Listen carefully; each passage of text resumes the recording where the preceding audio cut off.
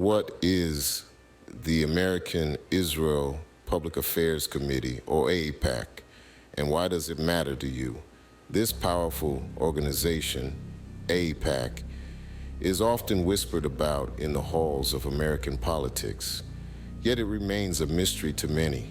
AIPAC, you see, is a lobbying group that advocates pro-Israel policies to the Congress and executive branch of the United States. Their influence is profound, reaching into the furthest corners of the American political landscape. Yet the question remains, what does this mean for you, the individual? Why should you care about a lobbying group and its influence? Well, the truth is, the actions of AIPAC have far-reaching effects, shaping the policies that govern your daily life. AIPAC wields significant influence over American politics. But how far does this influence stretch? AIPAC is not required to disclose its donors or the exact amount of funds it spends on lobbying. This lack of transparency has created an environment full of manipulation and exploitation, undermining trust in our political system. Let's delve into the details. AIPAC's power lies primarily in its lobbying efforts. With an annual budget of nearly $100 million, it commands the attention of all politicians in Washington, D.C. It's very common for bills that favor Israel to pass with overwhelming support in Congress, a testament to AIPAC's influence. But perhaps the most contentious aspect of AIPAC's operation is the requirement of loyalty pledges by U.S. congressional members, elected officials. These are essentially agreements that elected officials will support Israel unconditionally. Critics argue that these pledges undermine America's sovereignty and question whether such unwavering support for another nation is in the best interest of the United States. Why don't the American people know about this? A notable case is that of former U.S. Representative Cynthia McKinney. She has publicly stated that her refusal to sign AIPAC's loyalty pledge led to her removal from Congress. This allegation certainly speaks to the extent of AIPAC's power over the American government. However, it's important to note that AIPAC states it does not represent the entirety of the Israeli government or its intelligence agencies. It is a separate entity with its own agenda. That being said, the lines between AIPAC and the Israeli government often blur, leading to questions about the organization's true allegiances. As we continue to explore the role of AIPAC in American politics, keep in mind the power this organization wields and the questions it raises about loyalty, sovereignty, and the very nature of democracy itself. But who pulls the strings at AIPAC? Who are the puppet masters? When we delve into the shadowy depths of the American Israel Public Affairs Committee, we find a handful of key figures and organizations wielding significant influence. These are the puppet masters, the ones who pull the strings and guide the organization's agenda. At the helm of the AIPAC ship is President Betsy Burns Korn. She's been a part of the organization for many years, steering its course of action. Korn's influence stretches across the nation, shaping the direction of AIPAC's policies and initiatives. Next, we have Howard Kaur, AIPAC's long-standing CEO. Kaur is the operational maestro, managing the day-to-day operations and ensuring the organization's functioning. His leadership is instrumental in maintaining AIPAC as a political powerhouse.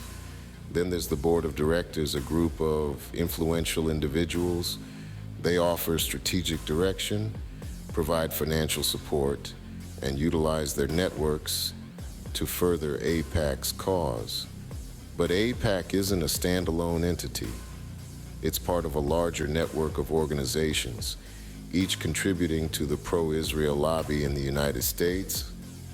These include the Anti-Defamation League, the American Jewish Committee, and the Conference of Presidents of Major American Jewish Organizations, to name a few. And let's not forget about the funding. AIPAC receives substantial financial backing from a range of sources: wealthy donors, philanthropic groups, and even some corporations fill AIPAC's coffers, allowing it to engage in extensive lobbying efforts. Finally, there's the Israeli government itself. While AIPAC is not officially part of the Israeli government, it's hard to deny the close ties between the two. The organization often aligns itself with the policies of the Israeli government, serving as its unofficial representative in the United States. The intricate web of influence, power, and money that surrounds AIPAC is complex and multifaceted. It's not just about one person or one organization. It's a collective effort, a well-oiled machine that works tirelessly to advance the pro-Israel agenda in America. These are the names and faces behind the scenes at AIPAC. It's always illuminating to follow the money. Where does AIPAC get its funding? AIPAC, the American Israel Public Affairs Committee, is one of the most influential lobbying groups in Washington. But where does the cash actually come from? Let's dive into the murky waters of political financing. AIPAC's primary source of income is its members. Yes, you heard that right. The group boasts a membership of over 100,000 individuals, each paying annual dues. Now, these aren't your everyday dues. We're talking hundreds, sometimes thousands of dollars a year. That's a significant chunk of change, but that's just the tip of the iceberg. AIPAC also receives substantial contributions from wealthy donors. These are individuals with deep pockets who believe in AIPAC's mission and are willing to write hefty checks to support it. These donors often have significant influence within the organization, shaping its agenda and strategies. And then there's the corporate funding. AIPAC attracts donations from companies across a wide range of industries. From defense contractors to tech giants, many businesses see value in supporting AIPAC's work. They view it as an investment, a way to gain access to key decision makers and shape policies in their favor. But it doesn't stop there. AIPAC also benefits from contributions from foundations and trusts. These organizations, often with endowments in the millions or even billions, provide another important source of funding. So what do we have here? A complex web of funding sources, all feeding into AIPAC's coffers. It's a formidable financial machine, powering one of the most influential lobbying groups in the nation. But where does this money go? A lot of it is spent on lobbying activities, pushing AIPAC's agenda on Capitol Hill. It's also used to fund educational programs, community outreach, and other initiatives that help build support for AIPAC's cause. The bottom line, AIPAC's funding comes from a variety of sources, each contributing to its influence and power. It's a slick operation, fueled by a steady stream of cash. Money, as they say, talks. Is AIPAC part of Israeli intelligence or the Israeli government at all? As we delve into the question of AIPAC's ties to Israeli intelligence or government, we find ourselves in a labyrinth of connections, a spider web of intricacies. AIPAC on the surface is merely lobbying group. But could there be more to it? Let's first clarify that AIPAC is not officially a part of the Israeli government. It is an independent organization that operates within the United States. However, its primary aim is to influence the U.S. government in ways that are beneficial to Israel. Now, this is where it gets interesting. While AIPAC is not a branch of the Israeli government, it maintains close relations with Israeli officials. And it's not uncommon for Israeli diplomats and politicians to attend AIPAC's annual policy conference. And let's not forget the speeches delivered by Israeli prime ministers at these events. But what about Israeli intelligence? Is there a connection there?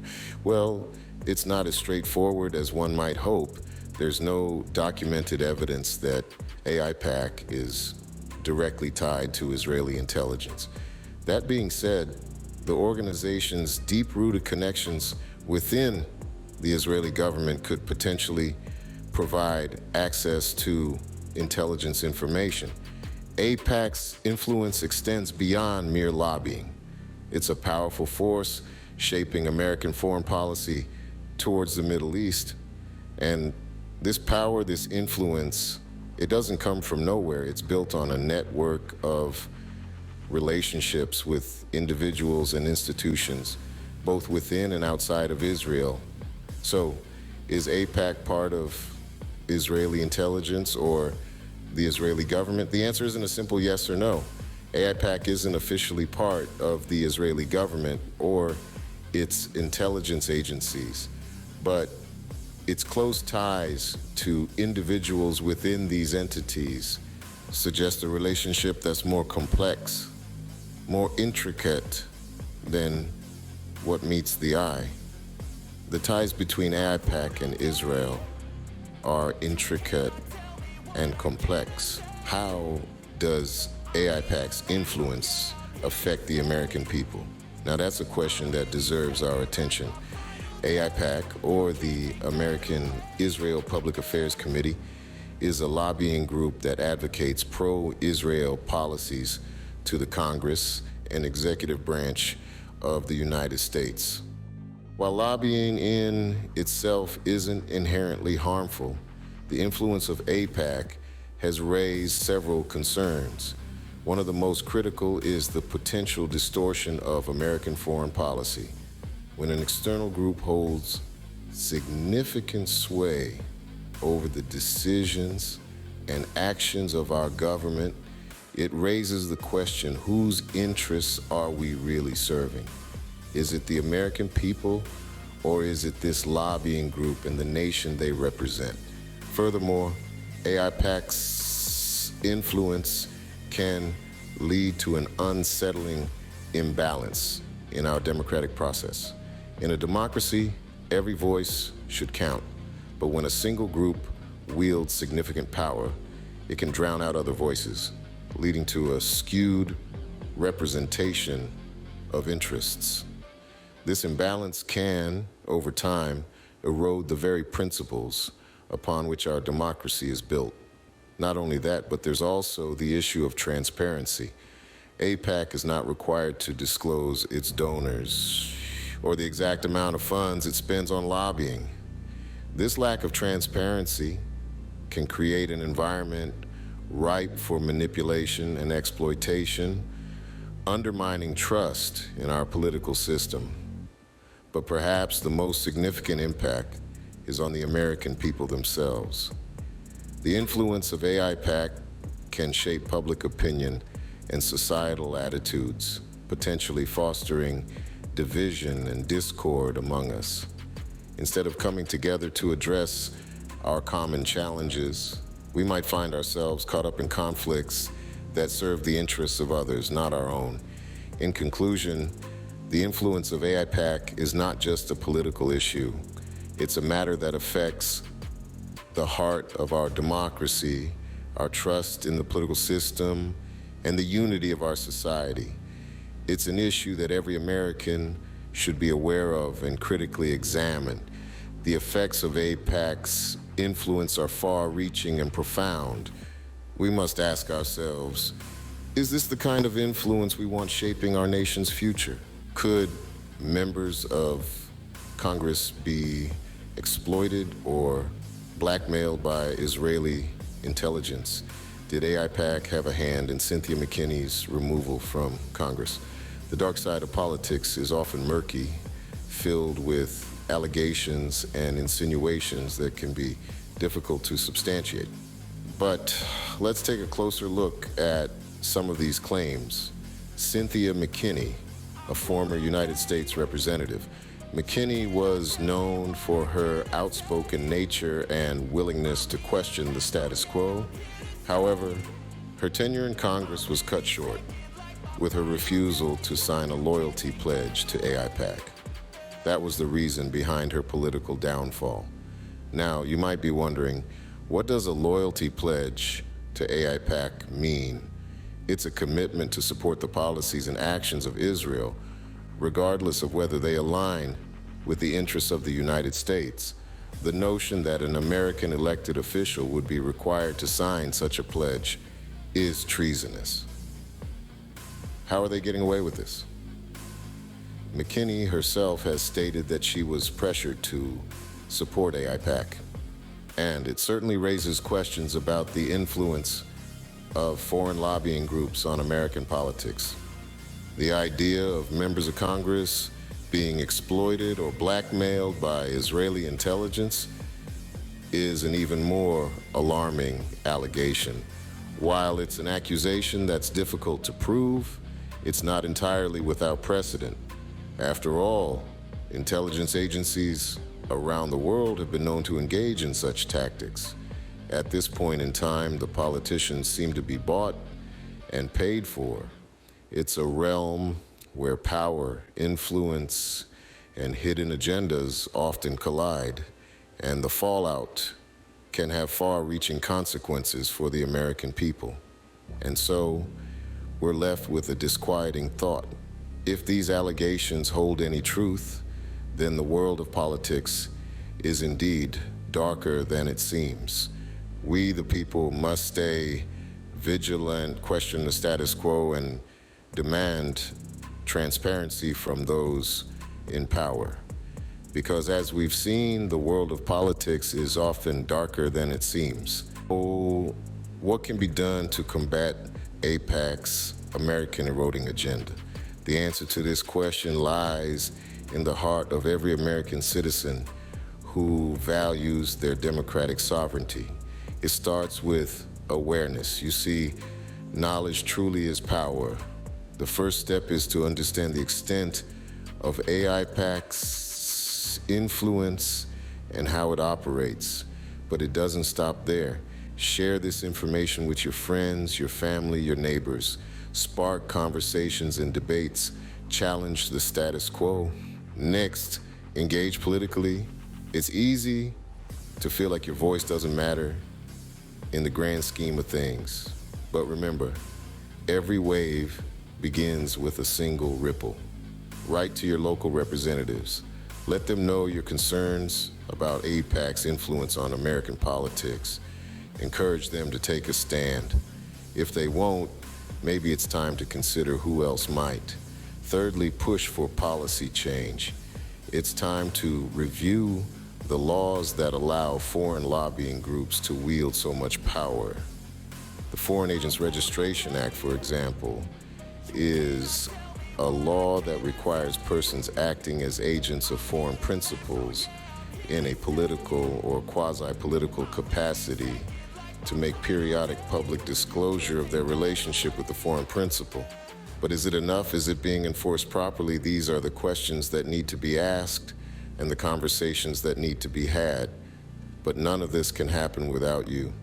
You who are listening to this right now, you have the power to make a difference, to question, to challenge, to change. It's not about demonizing AIPAC or any other lobbying group, although they deserve it. It's about ensuring the integrity of our democratic process to make sure that American interests are being served first and foremost. So what's the next step? Start a conversation, write a letter, ask a question, make your voice heard, because the power to combat AIPAC's influence isn't in the hands of some distant, unattainable entity. The power to change the course of this narrative lies in your hands. Thanks for watching. Please subscribe. Blessings.